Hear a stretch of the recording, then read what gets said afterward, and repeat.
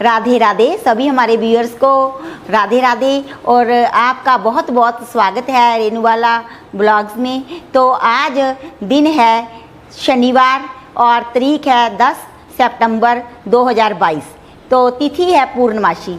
आज से पितृपक्ष प्रारंभ हो रहा है। तो जिन लोगों के पूर्णमासी का श्राद्ध होता है इस दिन से श्राद्ध शुरू हो जाएंगे और कल को एकम का दूज के ऐसे ही चलते रहेंगे। 15 दिन अमावस्या तक श्राद्ध के दिन होते हैं जिसे पितृपक्ष कहा जाता है।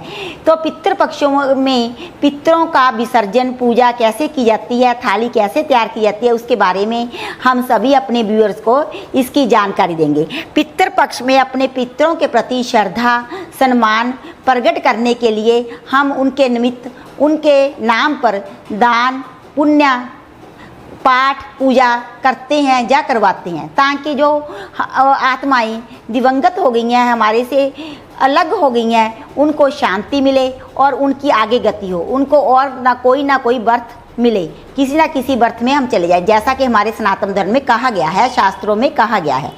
तो हम अपने पितरों को याद करते हैं इन 15 दिनों में। तो ये कैसे किया जाता है ये मैं आपको बताऊंगी। तो इस दिन पहले तो हम अपने पितरों के लिए किसी ब्राह्मण को या जरूरतमंद को खाना खिलाते हैं। वो खाना कैसा होना चाहिए? वो खाना शुद्ध सात्विक होना चाहिए, बिना लहसुन प्याज का। और ऐसे कहा जाता है कि उस प्याज में जो खाना बनाते हैं उसमें बेसन की यानी कि चने के आटे की कोई भी वस्तु जैसे लड्डू और दही है तो उसमें बूंदी वगैरह नहीं डाला जाता। बेसन की किसी भी वस्तु का प्रयोग नहीं किया जाता, जैसा कि हमारे नॉलेज में है। तो आज हमने अपने पितरों के लिए आपको थाली बनाकर दिखाई है। वो थाली आपको वीडियो में दिखाई दे देगी। उसमें हमने क्या क्या बनाया है। बिना लहसुन प्याज के आलू की सब्जी बनाई है और पेठे की, जिसे पीला कद्दू बोलते हैं। दोनों ही सब्जियां बिना लहसुन प्याज के सात्विक तरीके से, उसमें हींग भी नहीं डाला, ऐसे बनाई जाती है। और उसमें अदरक का प्रयोग जरूर करना चाहिए, ऐसा कहा गया है। जो पितरों के बारे में बताया जाता है कि पितरों की पूजा कैसे करें। आप चाहे तो सब्जी में भी अदरक डाल सकते हैं और जो ब्राह्मण को भोजन खिलाएं तो उसकी थाली में भी 2-4 पीस अदरक के सेंधा नमक लगाकर जरूर रखिएगा। आप अपनी श्रद्धा के मुताबिक, अपनी हैसियत के मुताबिक, चाहे एक सब्जी बना लें तो सब्जी बनाएं, मीठे की जगह खीर या हलवा, जो भी आपका बजट अलाउ करता है, आपके मन में श्रद्धा भाव है उस हिसाब से एक मीठी वस्तु बनाएं। और पूड़ी बनाएं। पूड़ी की अपनी इतनी पोजीशन नहीं है तो आप परोठी भी बना सकती हैं। परोठी की नहीं है तो चपाती भी, मतलब उस पर घी जरूर लगा दें। एक मीठा पकवान और उसके साथ ही दही।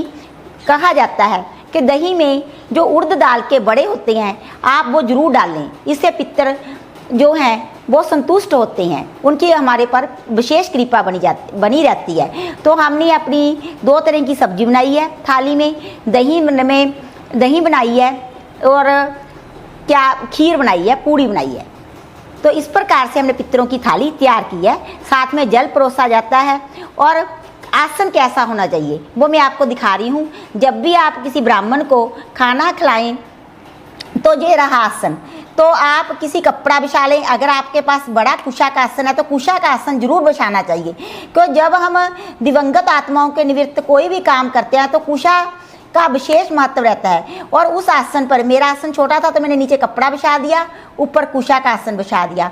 और उस पर थोड़े से काले जो तिल रहते हैं वो जरूर छिड़कने चाहिए। तो जो खाना है हमने बनाया है उसमें भी 2-2, 4-4 तिल चाहे आप डाल दें। जैसे खीर में 2 तिल, जो कटोरी में एक ब्राह्मण को खाना दोगे ना, 2-4 काले तिल। सब्जियों में मतलब काले तिलों का हमें जरूर प्रयोग करना चाहिए। ब्राह्मण को जब भी आप खाना खिलाएं तो बड़े सम्मान के साथ, आदर भाव के साथ खिलाएं। कभी भी नीचे थाली मत रखिए, चौंकी रखिए, उसके आगे कोई पटड़ा रखिए लकड़ी का, तो उस पर ही थाली को परोसिए। जैसे कि हमने दिखाया है आसन के आगे पटड़ा रखा है, उस पर ही हम थाली को रखेंगे। आप वीडियो में अच्छी तरह देख सकते हैं, दिखा दिया चौंकी को।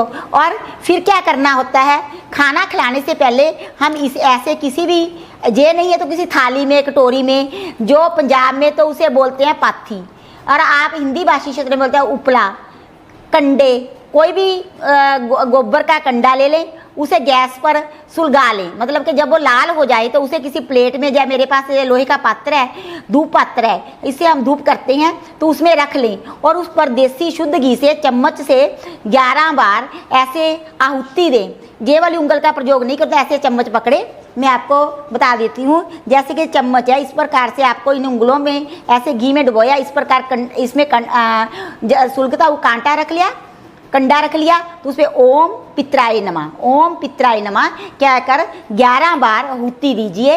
आहुति देने के बाद फिर पितरों को नमन कीजिए, प्रणाम कीजिए कि हे पितर देवता, आप कहीं भी जहाँ भी हो हमारे परिवार पर अपना आशीर्वाद बनाइए, और हम आपके निमित्त ब्राह्मण को भोजन करा रहे हैं, तो आप वो भोजन स्वीकार कीजिए।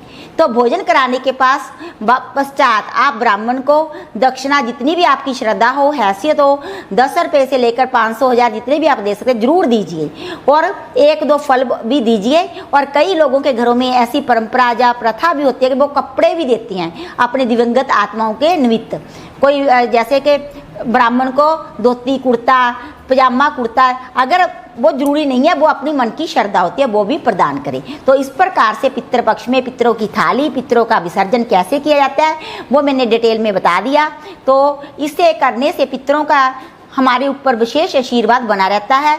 खाना खिलाने के पश्चात आप आसन को एक साइड पे रख दीजिए, और शाम के वक्त जब 2 वक्त मिलते हैं, सूर्यास्त होने वाला होता है, तो आप एक गिलास में पानी लीजिए और अपने गेट, जो घर का मुख्य द्वार होता है जहाँ से हम एंट्री करते हैं, तो दोनों तरफ थोड़ा थोड़ा पानी दोनों साइडों पे डालते हुए ऐसा बोलिए कि आप अपने पितृलोक में वापस जाइए और हमें आशीर्वाद प्रदान करें। ये सारी विधि मैंने बहुत ही सरल जो विधि होती है, ऐसे तो बहुत कुछ किया जाता है, कोई मतलब मंत्र उच्चारण भी करती हैं, कच्ची लस्सी में जौ और काले तिल डालकर भी करते हैं। तो मैंने जो सबसे आसान विधि थी, सरल थी, वो आपको बता दी। आप भी इसी प्रकार पितृपक्ष में अपने पितृजनों की पूजा कीजिए और उनका आशीर्वाद प्राप्त कीजिए। अब मैं दिखाने जा रही हूँ आपको जो मैंने तैयार किया थाली पितृपक्ष के लिए। ये रही पूड़ी, रायता, आलू की सब्जी, पेठे की सब्जी और खीर, और इसमें से आप थोड़े काले तिल भी डाल लीजिए, और इसमें से गेहूँ, कोए और कुत्ते के लिए भी ज़रूर निकालिए। और फिर ब्राह्मण जो चाहे इसमें और भी आप ऐड करके खाना उन्हें खिला सकते हैं, क्योंकि हम घर में ही खाना खिलाते हैं। जो भी कुछ ब्राह्मण और लेना चाहें, सब्जी, पूड़ी, रायता, खीर ऐड कीजिए। राधे राधे।